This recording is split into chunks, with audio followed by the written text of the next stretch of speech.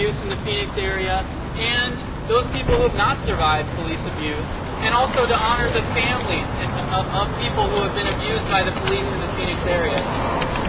And this event is organized by Phoenix Copwatch. We're an all-civilian volunteer organization, and we monitor the police and try to prevent police brutality in our own neighborhoods all over the valley.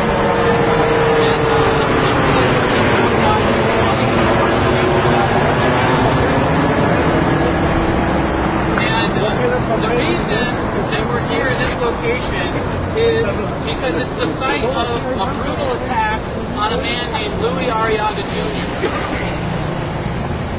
Okay. We're here at this location because it's the site of a brutal attack on a man named Louie Arriaga Jr. It happened right over there in that alley. Louie Arriaga essentially defended himself against an unwarranted attack for a bogus traffic stop by a renegade cop. And right now, Louie sits in prison for 7.5 years while that cop is out on the streets. The cop actually had a pending extreme DUI case and shouldn't have been out on the streets anyway patrolling, but here he was attacking innocent people. The traffic case was actually thrown out of court, so there was no reason for this stop to even have occurred, and now a young man sits in prison because of it. So I'm going to have Tony say a few words about what exactly happened on that day and what happened since then, and he'll talk a little bit more about what we can do about these kinds of things.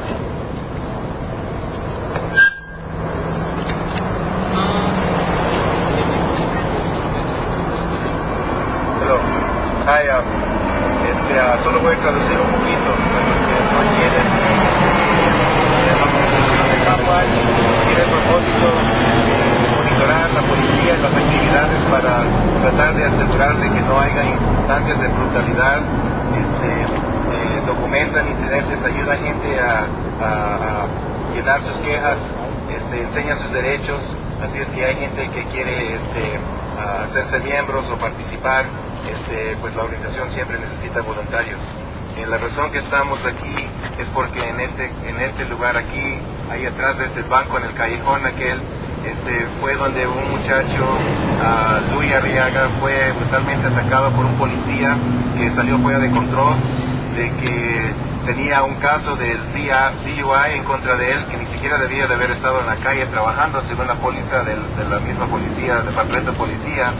Y resultó de que le paró por una infracción de tráfico, y de que resultó de que la infracción fue tirada de la corte porque no tenía sustancia, en la cual ni siquiera hubiera pasado este caso. I just wanted to say a few words then, on top of what John said, that the issue of police brutality, which most of you are here, and I'm sure you're aware of the situation, so it doesn't mean preaching to the choir, that the real issue is what can we do about it and what should be done about it. And the only thing that can be done is to raise public awareness and to develop a movement to come up with some kind of law or legislation that will put in place provisions to make the police accountable. The policeman actually has to hold higher standards than the average citizen, because the police officer is the one who has to uphold the law. So when a police officer, whose job is to uphold the law, not only fails to uphold the law, but violates the law, and the crime is even that much more serious. And the legislation that needs to be passed or pursued has to reflect that reality, that our officials, people who we pay and we entrust our lives to, need to be held to higher standards. So I think that, I know that one of the things that they wanted me to do, what I was asked to do, was to explain through the chronology of events, and I'll attempt to do so. Louie was stopped, Louie apparently went past a stop sign, and the Officer Poole was unable to see, it turns out, the stop sign that he crossed.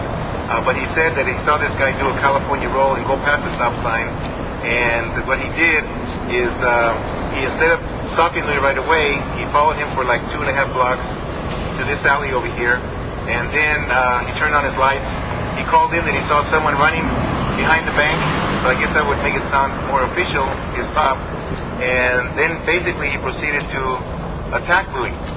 And to hear the version of the policeman, what you get is someone who encountered a belligerent citizen who failed to obey his orders, who in fact was resisting his attempts to stop him and to question him, and so he had no choice but to use force on him. And that in the course of that he was attacked. Now, if you hear the truth, what you get is a story of a man who stopped at the orders of a policeman who he didn't know to begin with was following him because he had not put his lights on.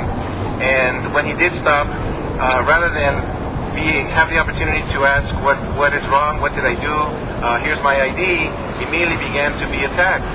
And not only attacked, but then choked, have your head beaten on the ground.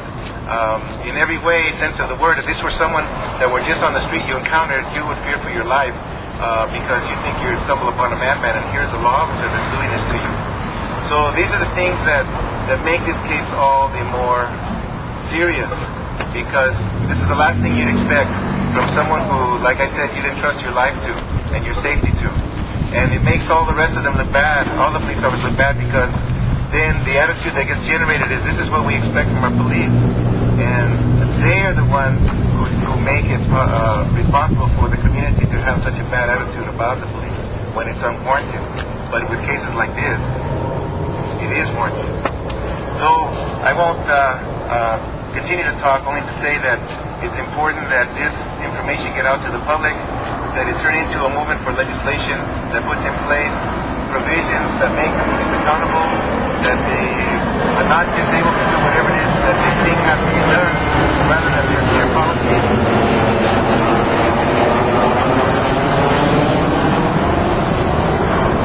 That there are clear policies put in place, that procedures that every police officer has to follow, and that if they're violated, there's grounds to look into, investigate, and determine if there was a mistake or if there was an infraction.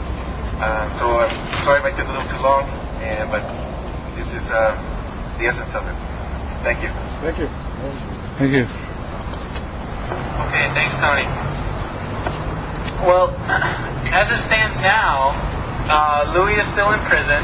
It took 3 trials for them to actually convict him and put him in prison. The first trial was a hung jury because people on the jury wanted to acquit, and other people thought that he was guilty. So that trial got thrown out. Another trial happened, and he won on appeal in that case.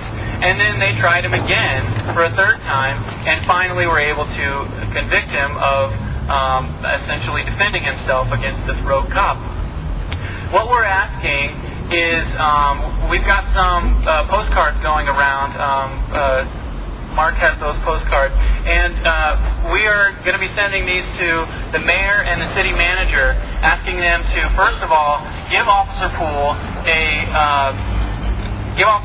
lie detector test, because they can, the chief of police can actually require that he take a lie detector test. Then we can finally find out, for once and for all, exactly what happened on that day, because Officer Poole's story did not match up. What he was saying in court did not match up with the police report for what happened on that day. Secondly, we're asking that the city fire Officer Poole, because first of all, he had this extreme DUI. They had him out patrolling while on that, and then he attacked a clearly innocent citizen of a resident of Phoenix, and we think that's unacceptable.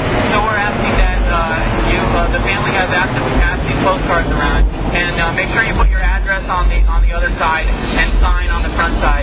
Also, we've got some information here, and could I have a Copwatch member or somebody come and grab these from me? Okay. These are what we call bus cards. The little ones are in English, and they explain what your rights. Yeah, they explain what your rights are if you get stopped by the police. What to say, what not to say, and that kind of thing. We also have some in Spanish, and then we've got some flyers about what Copwatch is and what we do. So, please take those. And if you want more information about Copwatch, take one of those flyers. And if you want to learn more about joining and stuff.